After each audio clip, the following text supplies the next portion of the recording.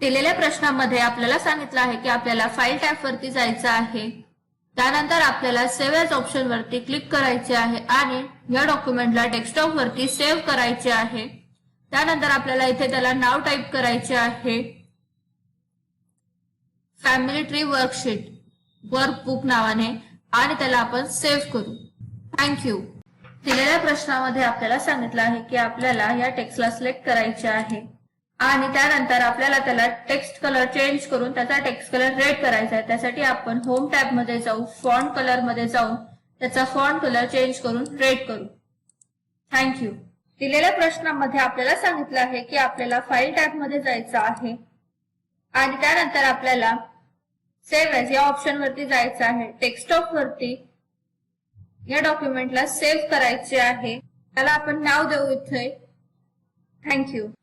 दिलेल्या प्रश्नामध्ये आपल्याला सांगितलं आहे की आपल्याला राकेश या टेक्स्टला सिलेक्ट करायचे आहे आणि आपल्याला त्याला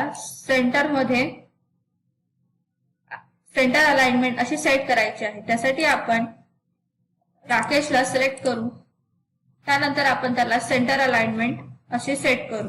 थँक्यू।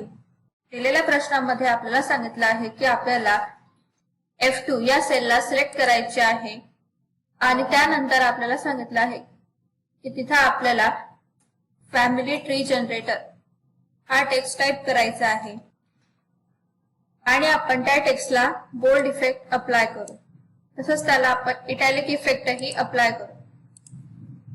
थँक्यू।